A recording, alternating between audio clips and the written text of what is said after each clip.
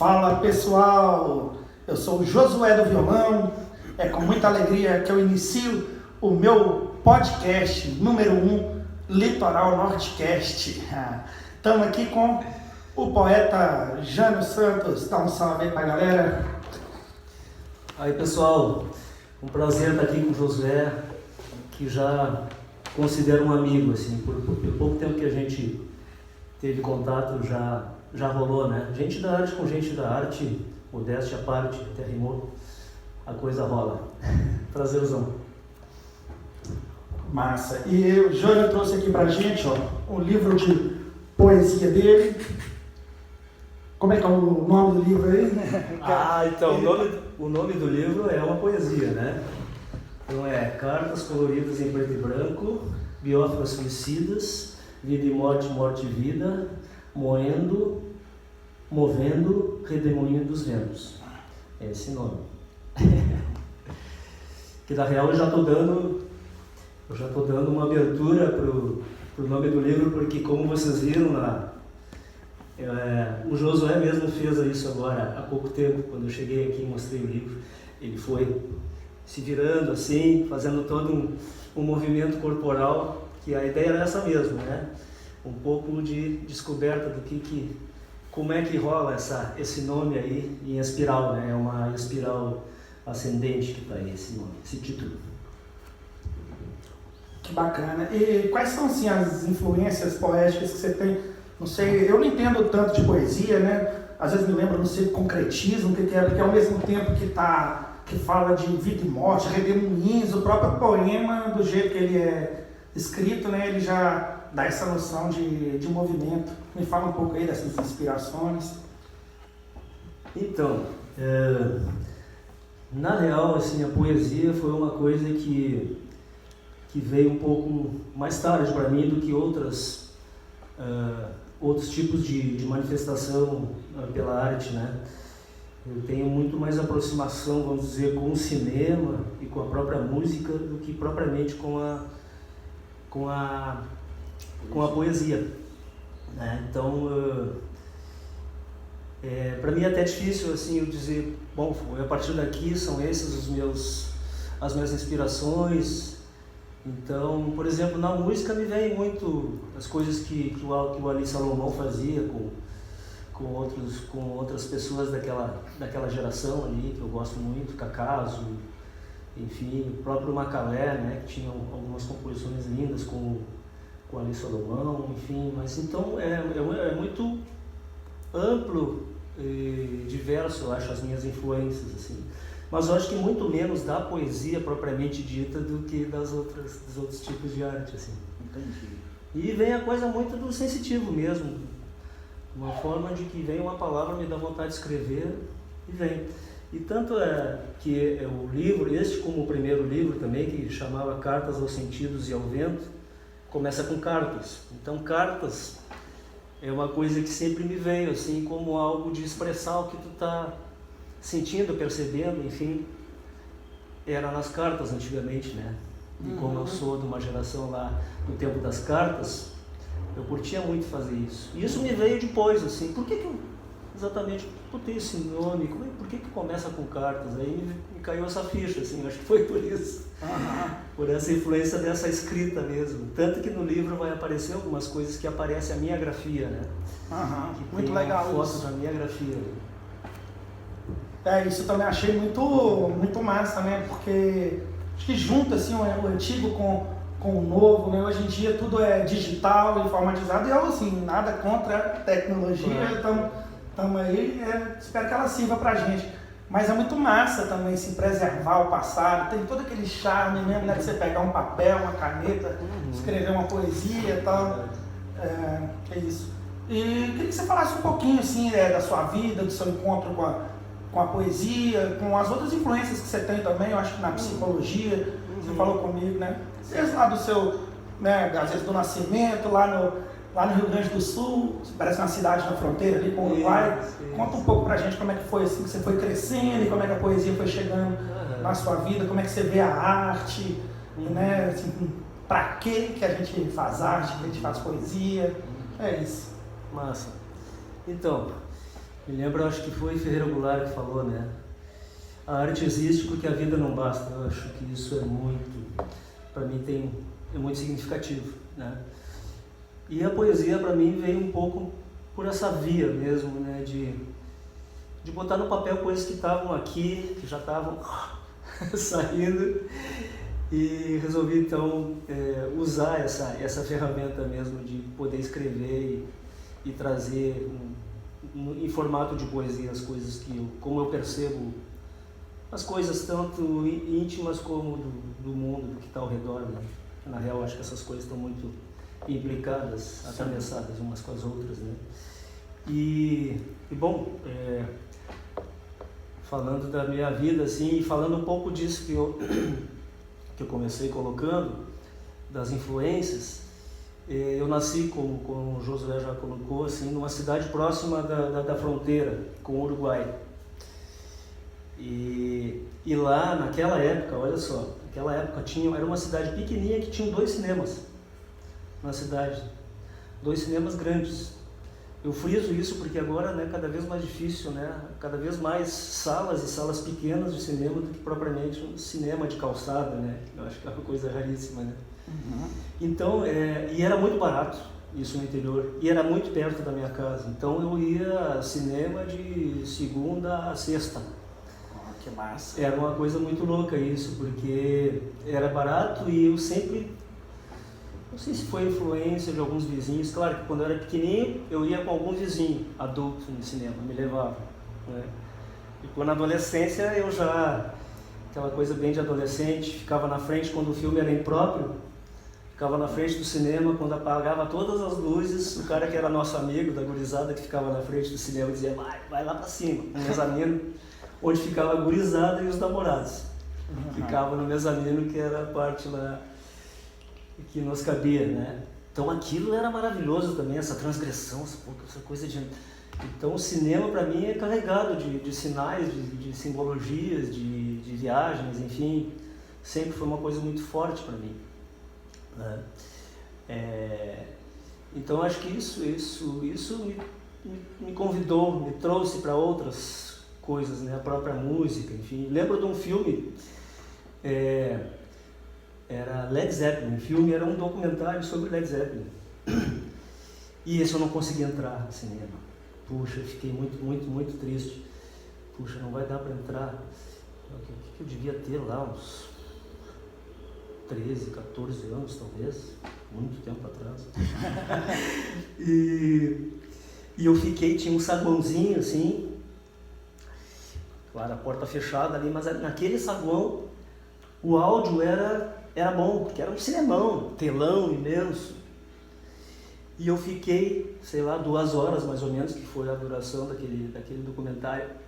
Essas 2 horas eu no escurinho, que não era exatamente o escurinho do cinema, mas era na pré-sala, na antessala, e escutando o Led Zeppelin ali. Só o áudio, né? Só o áudio. A viagem, o resto da viagem foi da minha cabeça, assim, entendeu? Então, essas lembranças, assim, essas memórias eu guardo e, enfim, eu acho que isso reflete, acho não, tenho certeza que isso reflete na minha trajetória, nos meus gostos também por música, inclusive, né? Também tem a ver com isso. Fala um pouco daí da sua ligação com a música. Então, a música sempre foi uma coisa assim, eu tenho uma irmã, somos 3 irmãos, a irmã do meio, que mora aqui, inclusive, aqui em Baçaí. Ela sempre me influenciou nesse sentido, né?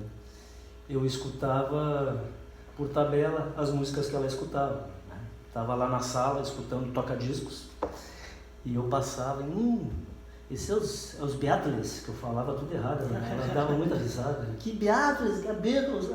Beatles, porra. Então eu tive muito essa influência dela, nesse gosto pela música, assim.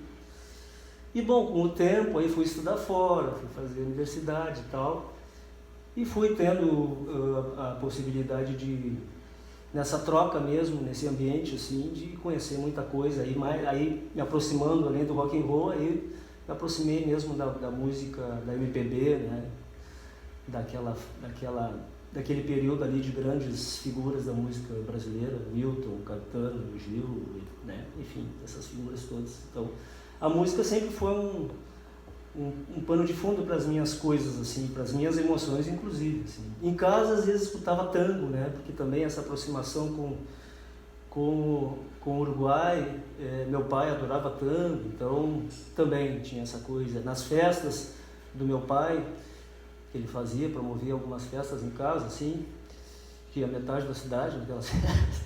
Então tinha um bandoneão e um violão, e era a noite inteira aquela música. Então, mesmo que por osmose, eu fui sendo envolvido pelo aquele tipo de música, enfim. Bom, então sua ligação com a música é mais como apreciador ou você é compositor também? Já tem algumas, três músicas que foram, 3 letras de poemas que foram musicadas por uma querida amiga, cantora e compositora lá do Sul, a Ana Lima. E nos conhecemos assim, e ela conheceu o meu trabalho também. E um determinado dia ela disse: tem uma coisa aqui para te mostrar. Sem nada programado, assim. Aí ela tinha musicado um poema meu e foi lindo, me emocionei inclusive com a história mesmo. Que não foi uma intenção de virar música aquilo, mas por essa relação legal que a gente tinha, esse vínculo bonito assim, de amizade, enfim. E a minha admiração pelo trabalho dela acabou que aconteceu isso. Então tem três músicas que foram feitas pela Ana e conjunto comigo na letra. Ela está disponível aí na internet, não? Olha, deve ter na Ana Lima Música. Ela no Instagram, Ana Lima Música. E as músicas chamam como? O título delas? Uma boa pergunta. Uma depois dá para procurar aqui no livro, posso até ler de repente. Enfim. Massa. Mas estão aí. Eu me lembro que ela disse: Jane, eu vou cantar. Aí ela apresentou, foi numa live dela. Num grande amigo, Jane e tal. Jane, eu não me lembro do título. E na realidade não tinha um título a música, a letra da poesia, né, do poema. E enfim, foi um pouco assim que rolou. Eu acho que pode ler pra gente, vamos tentar achar. Vai procurando. Vou dando uma procurada. Eu acho muito massa esse lance assim, da ligação da poesia com a música, né? Esse ano está fazendo 50 anos, né, dos Secos e Molhados, né? Uau! 73, e é uma banda muito marcada aí pela musicalização das poesias, né, dos poemas. O João Ricardo, que é o líder da banda, fundador, é filho do João Apolinário, que é um poeta português, né, que cedeu várias letras para eles. O próprio João Ricardo também era excelente letrista. Eles musicaram também poema do Vinícius de Moraes, né? Rosa de Hiroshima, Solano Trindade, de Manuel Bandeira, do argentino também, aquela música Terceiro Mundo dos Secos e Molhados, ela é do Cortázar, Julio Cortázar. Maravilhoso. E curto também o Rogério Skylab, né, que é poeta também, e tem esse lance com a música, o Cordel do Fogo Encantado também, né, com poema, com teatro também, muito ali presente no Secos e Molhados e tal. Bom, estou falando mais que entrevistado aqui, mas que tá porque eu estou aqui procurando. Aí acontece aquilo que já é um pouco comum, né? Quando a gente quer achar, eu mesmo, quando estou falando da minha poesia, tem uma poesia que eu fiz aqui, aí vou procurar e não e a poesia não aparece. Até aqui, achei. Opa, achei. Vai lá. O título então é Vai Rolar. Esse foi um título. Essa foi exatamente esse poema que foi musicado e que não tinha título na época, né? E ficou Vai Rolar. Então, solito num canto, cansado de guerra, sem santo nem pranchando, sem erva nem Minerva. Foi quando Sir Clapton cantou no meu ouvido, vai rolar um blues em São Francisco. On the road, Laila, John, Gal e Bob, old love, vamos juntos, pisar fundo, a todo vapor. Não tem mais nada, negro amor. Com o pescoço para fora do fosso, seremos muitos ou poucos. Seremos loucos. Pé na estrada, boca no trombone, no direction home, like a Rolling Stone. E Jânio, poeta, na música deve ter ficado massa demais. Ficou lindo. Quero escutar Então, pra ver. E, queria saber como que foi o primeiro poema que você escreveu, você lembra?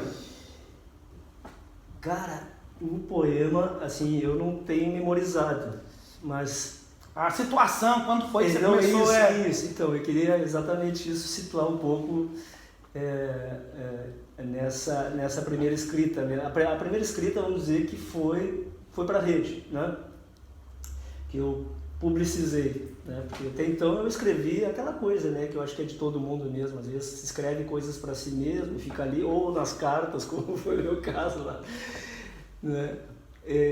Chamava Ouvindo Vozes, o nome. E por que isso, né? Bom, vou contar um pouquinho porque tem a ver com essa questão que tu perguntou, Josué, de como é que começou a poesia para mim, a origem disso, né? Foi um amigo, nós saindo de uma festa lá em Porto Alegre, os dois levemente chapados, e ele me disse assim: pô, cara, tu gosta tanto de cinema, tu gosta tanto de música, tu tem essa aproximação com um monte de coisa da arte, e tu, quando é que tu vai botar na roda alguma coisa tua? E eu pra ele: tô te escutando, cara, beleza, eu acho que procede isso que tu tá dizendo, né? Enfim, o papo foi esse, fomos embora, chegamos em casa e nos encontramos, cada um na sua casa, chegamos no nosso destino. E daí um tempo eu fui num bar lá em Porto Alegre que chama Bar Ocidente, que é no bairro Bonfim, que era um bairro boêmio da cidade, que depois teve uma transferência, vamos dizer, de bairro em função de questões sociais políticas lá, como deve ter em todo lugar, enfim. Teve uma migração dessa parte boêmia da cidade para a Cidade Baixa. Mas o Ocidente ainda é um espaço de resistência no Bonfim.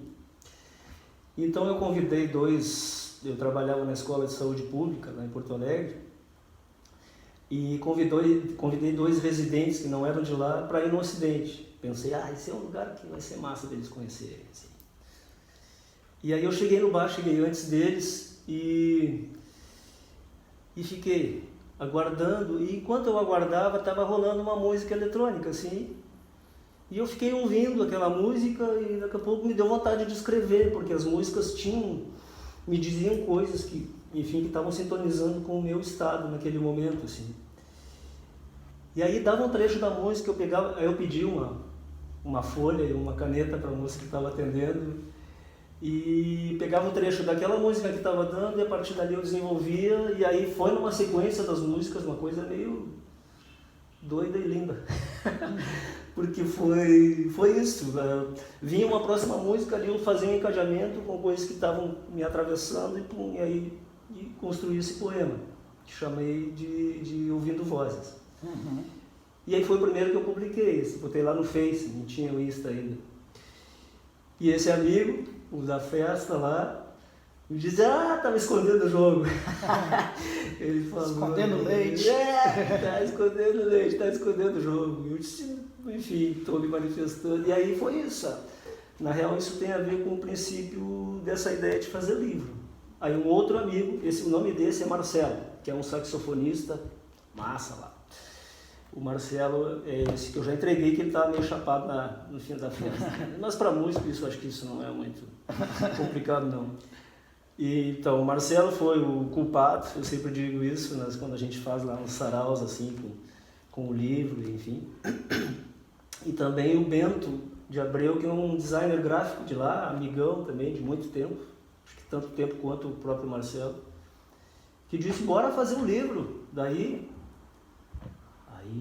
pensei em 2 coisas. Primeiro, quando eu vi as pessoas que tinham curtido a minha poesia no Face, eu disse: bom, essas pessoas que estão aqui são realmente meus amigos, não são amigos de Face.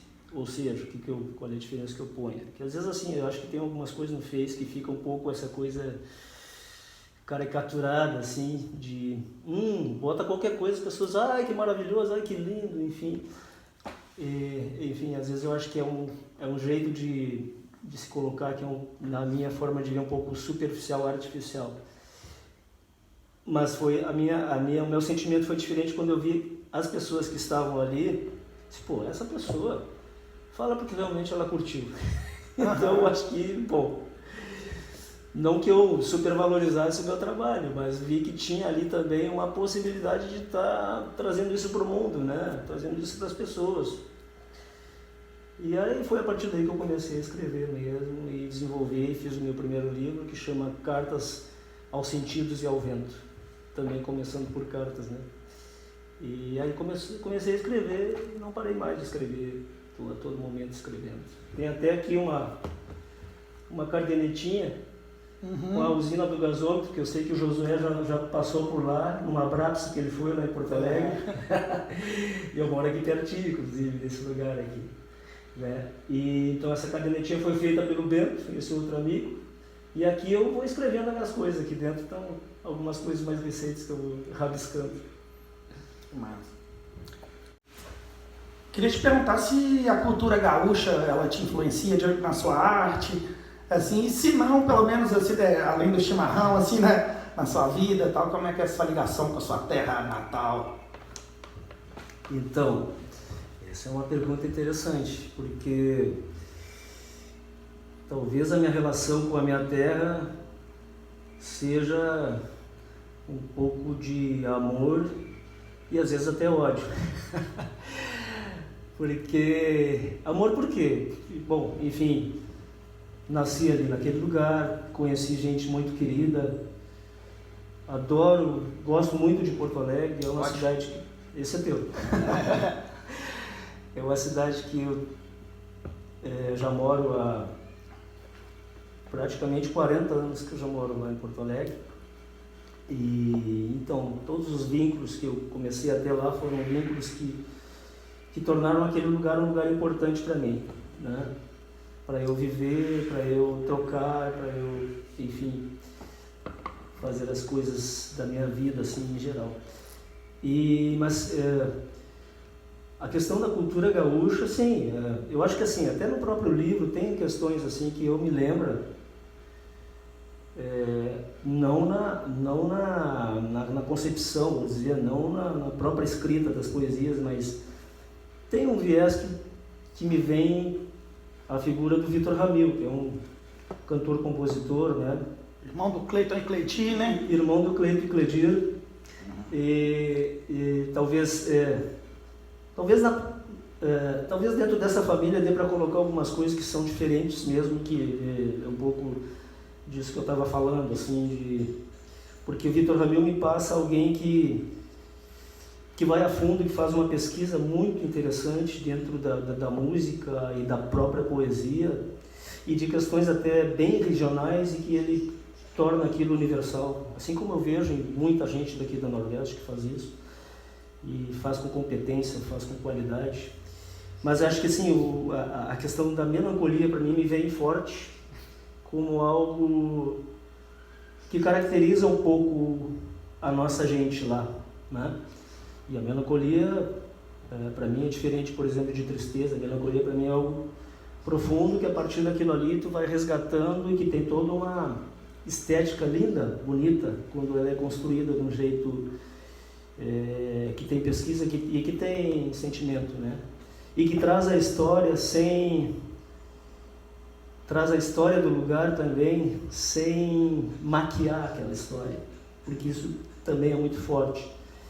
O Rio Grande do Sul tem uma linha assim de pensamento, e inclusive em relação à tradição, enfim, que é ultra conservadora, para não dizer reacionária muitas vezes, e que tem gente como, por exemplo, o Vitor, que traz por outro viés as questões históricas e de comportamento e de história mesmo do povo, que talvez não intencional, sei lá, desconstrói um pouco essa coisa que eu digo que é um pouco maquiada.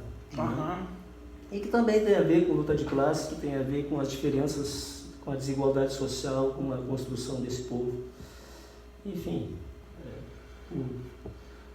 o belo e o dolorido são coisas, o prazer e a dor estão sempre misturados, e eu trago isso para a história, tanto quanto para as coisas da nossa existência enquanto indivíduo. Eu acho que essas coisas nos constroem também. Uhum. Eu acho o Vitor Ramil muito bacana. Eu vi um documentário dele que mostrava um violonista argentino estudando a obra do Vitor Ramil. A Linha Fria do Horizonte, deve ser. A Linha Fria do Horizonte, eu acho que é esse o nome do documentário. Muito lindo. E, né, o cara explicando ali na frente do violão, não, porque a milonga, ela é assim, aí quando o ritmozinho muda o estilo da música. E quando eu escutei, um falou assim, quando eu escutei Vitor Ramil, parecia, é o Caetano Veloso cantando milonga. E aí que eu fui também ver, assim, essa proximidade da cultura gaúcha mesmo, que os argentinos são meio gaúchos, que é o gaúcho, não é isso? Gaúcho. O uruguaio, e eles compartilham essa coisa do mate, né, do chimarrão, da carne, né, dos estilos musicais também, da milonga. É uma cultura muito forte, assim, muito singular, que para o resto do Brasil assim, é bem diferente, né? Às vezes parece até um outro país, assim, né? Não sei, tem coisas que são até mais próximas do Uruguai e da Argentina do que com o Brasil inteiro. Você falou aí lá que você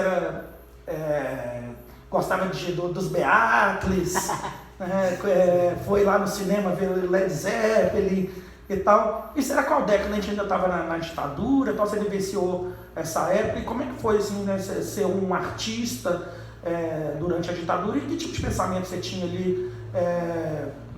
Você estava ali lutando contra a ditadura? Como é que é? Me conta aí. Então, isso é interessante, essas questões assim. Esses dias eu estava até pensando assim, que a idade vai chegando assim, e tu vai, sei lá se é ressignificando, mas dando um valor para a memória, assim, porque tu vai percebendo as coisas com o distanciamento que tu tem. Tu vai percebendo algumas coisas que naquele momento que tu estava ali, vivendo aquelas questões, tu não percebia tão claramente, né? Então essa questão desse exercício da distância que a memória te permite,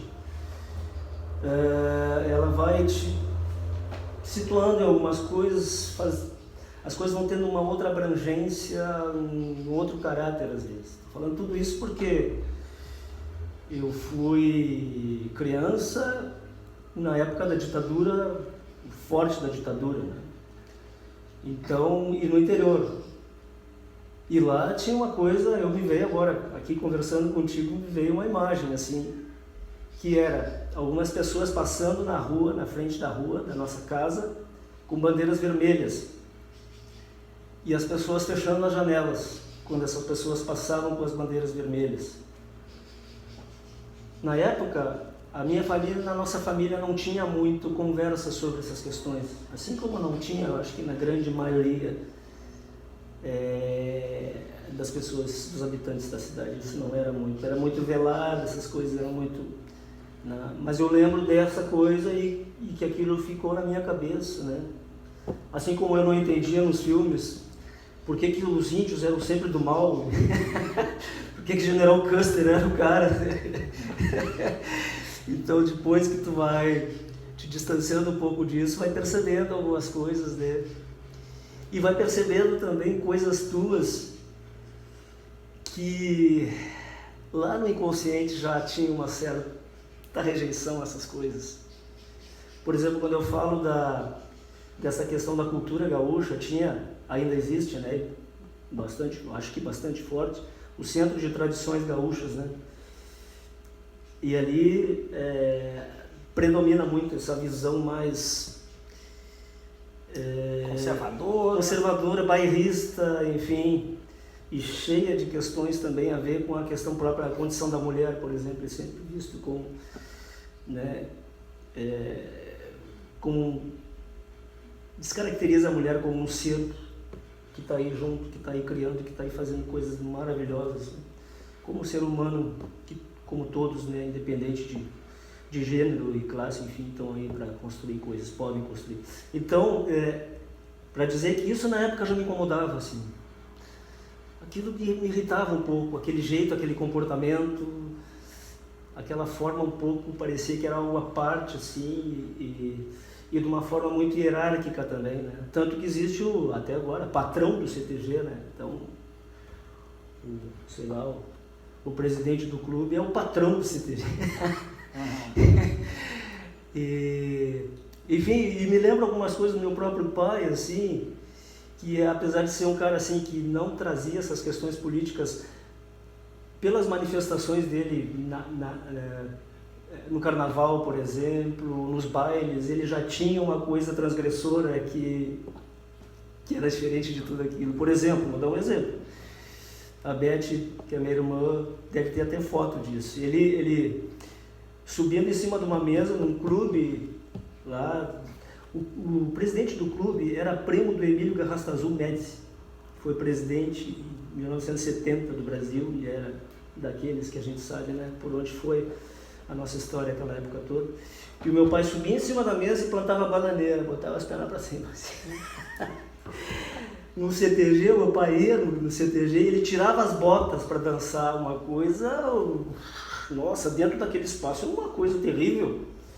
Alguém fazia aquilo. E ele ia lá e fazia, entendeu? Enfim, então me veio um pouco dessa questão, assim, né, da minha relação com esse lugar que é meu também, né? E que eu insisto que é meu, sim. E insisto que é meu para dizer que tem gente que pensa diferente, que tem gente que, sobretudo, age diferente e busca coisas que saem de uma linha tão reta e obtusa, e, enfim, né? Tá um pouco por aí. Não sei se eu... Sim. Respondeu. Eu vou só fazer um comentário, assim, que eu às vezes tenho uma inspiração, né? Eu posso estar errado aí nessa minha inspiração, porque, enfim, inspiração não é uma coisa assim tão exata, né? Mas, pô, pelo fato da cultura gaúcha, ela está muito relacionada à Guerra dos Farrapos, né? Que era uma guerra que tinha a elite, né, que comandava, mas também farrapo não é do nada, assim, sabe? Eu acredito que ao longo do tempo essa cultura gaúcha foi se elitizando, né? Porque uma coisa é um cara que tem um latifúndio de erva e não sei quantas cabeças de gado, já foi. Estamos aqui no chimarrão bom demais. Né? Aí, uma coisa então é isso, né? O latifundiário, várias cabeças de gado, outra coisa. São aquelas comunidades ali com influência indígena e tal, né? Do mate, né? O chimarrão é de origem indígena, né? Sim. E então vai lá, mata um boizinho, porque também não tem tanto, aí vai lá, o mate é uma festa de, sei lá, né, uma comemoração, um aniversário, uma coisa assim. E o pessoal da CTG, né, eu acho que vai prezar mais pelo Bento Gonçalves, que era da elite. Mas o Bento também ele era filho de, como é que chama, o militar de baixa patente lá, filho de alguém, como é que é? Não, tem um cargo no exército que é filho de alguém, né? A tradução, assim, eu esqueci, mas é uma patente bem mais baixa, né? O Bento que tinha o talento, cresceu muito aí, né? E ele tem uma história aqui com a Bahia também, que antes dele declarar a República do Rio Grande, ele estava preso lá no Forte São Marcelo, em Salvador e tal. Eu acho isso bem interessante. Bom, eu queria saber, quando eu te conheci, né, para pessoal aqui, eu sou músico, né, estava tocando na rua, né, praça pública, e aí Jânio foi lá e me entregou um poema, guardei, tá até ali em cima da mesa, que falava sobre a modernidade, né, e eu estou sempre refletindo sobre a modernidade, ainda mais aqui na localidade que a gente vive, que a chegada da modernidade foi terrível, né, na minha opinião, assim, né, acabando com a cultura tradicional, e não é acabando, eu acho que não é preservar a cultura tradicional para preservar, não, mas assim, a questão é a terra tradicional, as pessoas têm direito, sabe? Então, você quer alterar uma coisa ou outra, altera, mas espera aí, vamos ter o respeito pela terra, né? Pelo trabalho que as pessoas exercem, né?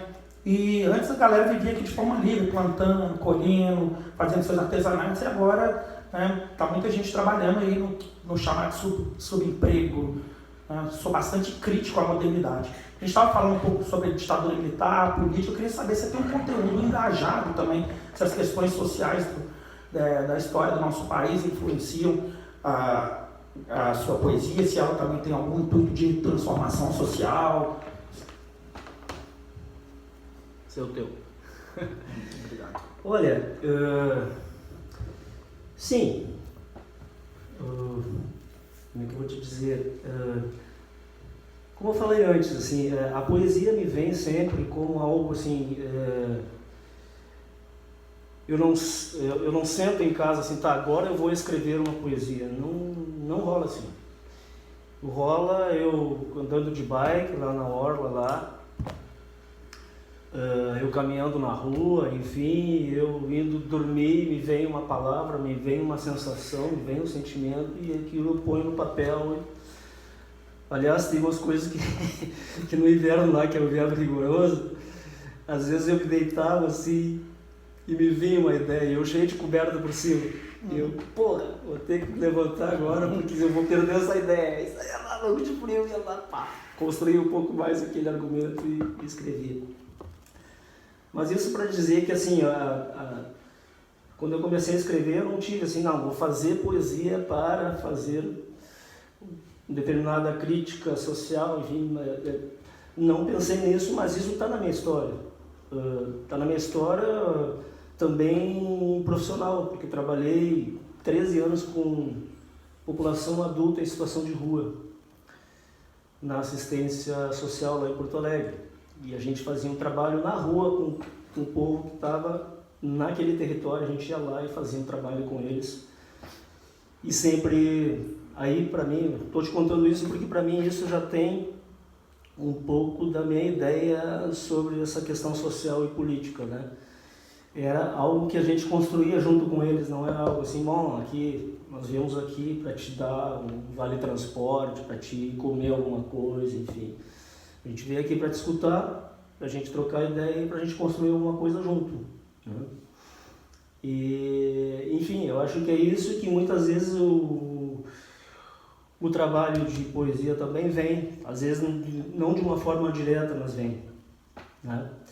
Até tem uma poesia aqui que eu teria que procurar depois, que chama, acho que chama Os Nós da Rua, ou Nós na Rua, alguma coisa assim. Que é uma poesia mais antiga, que era do tempo que eu trabalhava lá, né? Porque também, em função da minha postura política, eu também fui, entre comillas, entre aspas, saído dos lugares. Porque, bom, a partir do momento que tu começava a trabalhar num viés mais transformador daquela realidade, bom, já não serve mais. Só te cortar. Não era eu, exclusivamente, era a proposta aquela que se tinha de trabalho, né? Mesmo em governos mais à esquerda, né? Uhum. Mesmo em governos, eu gosto de enfatizar isso porque na direita sempre se espera o que sempre se teve como exemplos fortes, né? Mas também, às vezes, a esquerda também tem as suas contradições e a gente tem que lutar contra isso também e provar na prática, não só que pode ser diferente, né? Tanto no coletivo quanto nos espaços onde a gente circula e tem acesso, né? Então, assim, sim, tem coisas minhas que tem a ver com um conteúdo mais social e político. Tem alguns poemas nesse livro, sim, que tem isso. No anterior também, mas eu nunca tive essa preocupação em fazer algo que fosse por essa linha, né? Eu acho que assim, cara, a arte em si ela já é transformadora. Você disse que às vezes a esquerda também pode dar uma limada na arte, mas assim, na direita realmente a gente consegue ver uma coisa mais evidente, né? Na ditadura militar, os grandes nomes da música popular brasileira foram limados, foram exilados, né? Quando a gente teve ali, em 2016, quando o Temer entrou, a primeira medida dele foi fechar o Ministério da Cultura, que permaneceu fechado até agora com a volta da esquerda. Hoje em dia também o pessoal da direita critica muito as leis de incentivo à cultura, né? Então é óbvio também, a esquerda tem as suas contradições, mas eu acho que a arte ela incomoda mais. Né, a direita, porque o pessoal fala, para que serve a arte? Né? Você vai gastar dinheiro à toa, gastar dinheiro para poder escrever poesia, dar dinheiro para comunista, né? E como que você vê a modernidade? Eu vou pegar até o seu poema lá para a gente ler e falar um pouquinho sobre a modernidade. Sim. Pode falar. Bom, eu acho que o termo modernidade, assim, não sou alguém que estuda muito, enfim, mas pelas coisas que eu leio esporadicamente, percebo, e dentro da minha construção profissional e política, enfim, eu fui sacando e fazendo as minhas sínteses e entrando dentro de uma espiral, né, fazendo tese, antítese, síntese, fui dentro desse movimento, né. Então, assim, para mim, modernidade, e eu acho que um pouco dentro daquilo que está na poesia, né, posso ler, um pouco assim, porque a todo momento a gente vê as pessoas nomeando coisas, né? E às vezes em nome de algumas coisas se faz às vezes o oposto daquilo que se defende no discurso, entendeu? Então um pouco dentro dessa questão que tu estava trazendo de direita e esquerda, às vezes, e eu concordo contigo, que a direita é completamente rígida e crua em relação a muitas coisas que tratam de questões da vida e que estão carregadas de significados e enfim, que são construídas a partir disso, que vem de dentro para fora. Isso muitas vezes eles não conseguem ter essa consciência das coisas.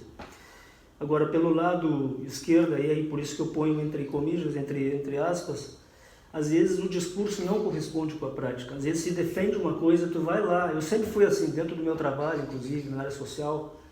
Aí falavam, tem uma instituição que tem um trabalho muito lindo com crianças.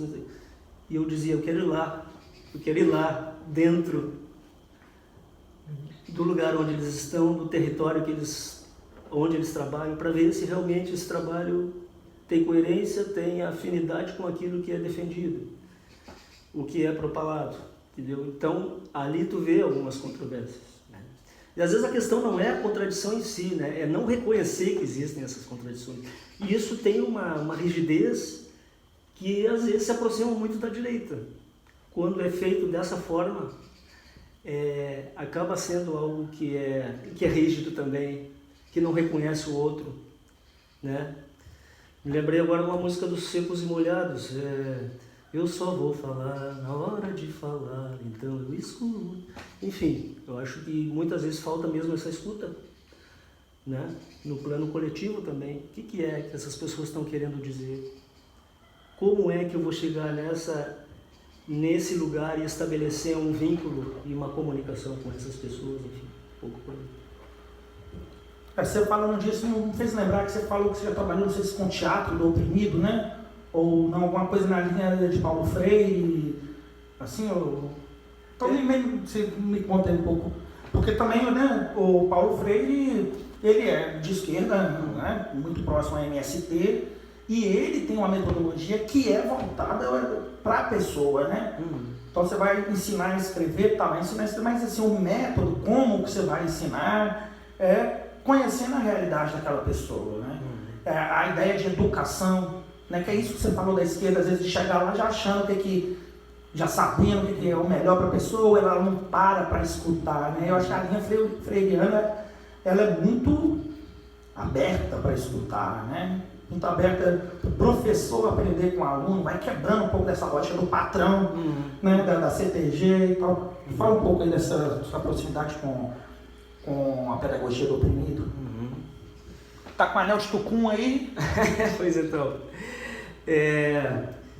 Assim, o Teatro do Oprimido, na real, assim, eu participei de um encontro que foi aqui mesmo em Lauro de Freitas.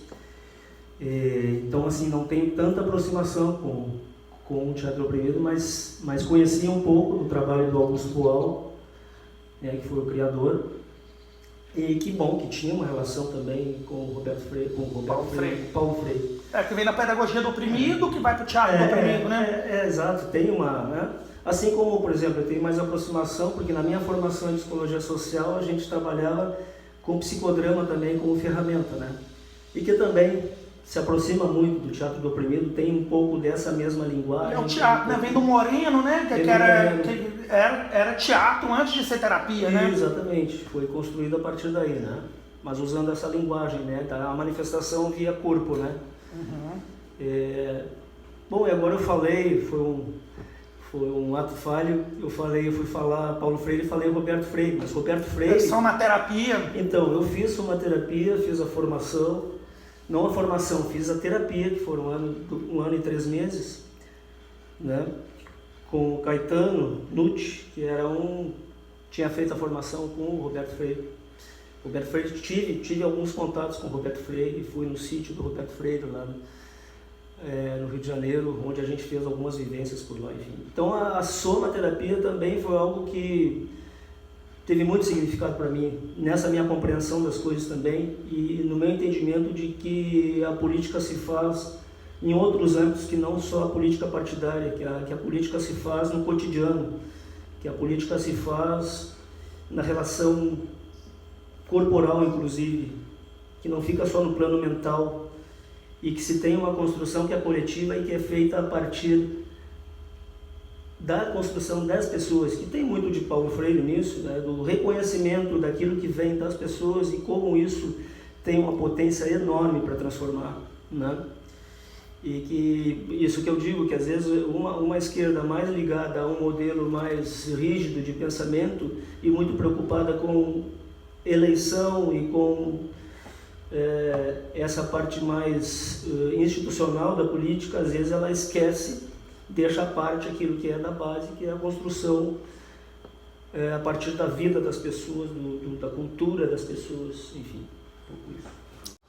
Legal você falar do Roberto Freire, né, da somaterapia, que ele é reichiano, né?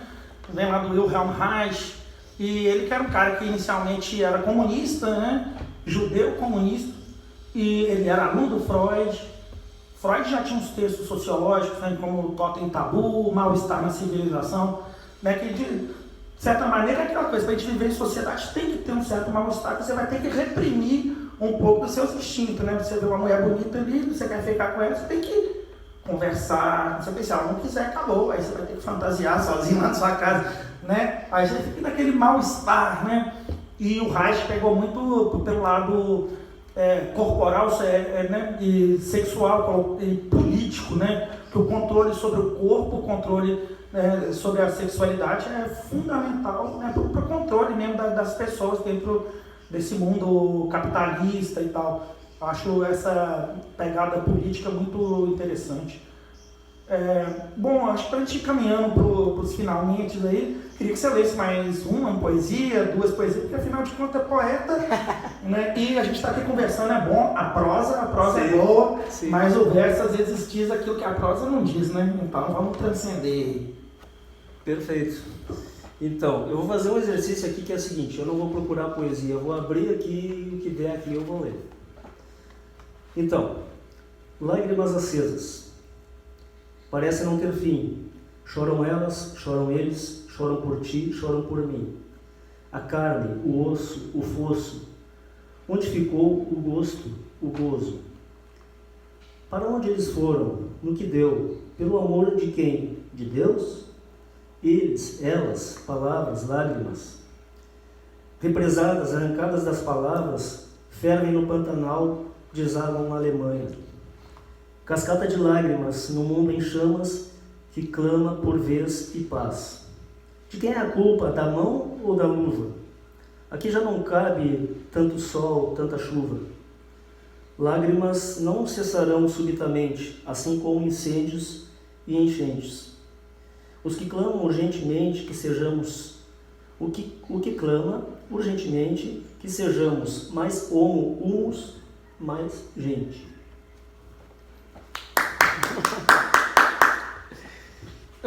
O livro ele está à venda? Onde que a gente encontra o livro para comprar? Olha, esse livro eu fiz poucos exemplares, né?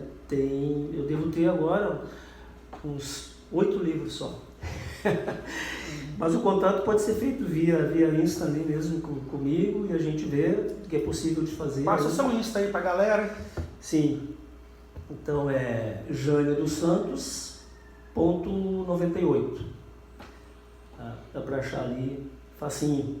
Ali eu tenho muitas poesias que eu passo pelo Insta, dá para ter uma ideia até mais ampla assim do meu trabalho, enfim. Acho que e podemos nos comunicar por ali sem problema.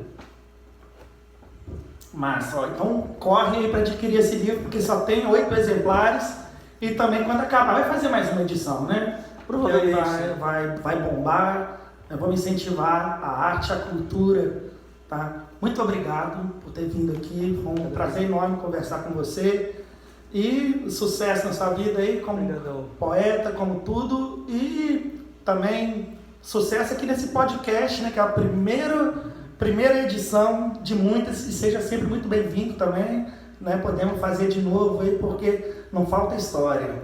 Dale. Isso aí.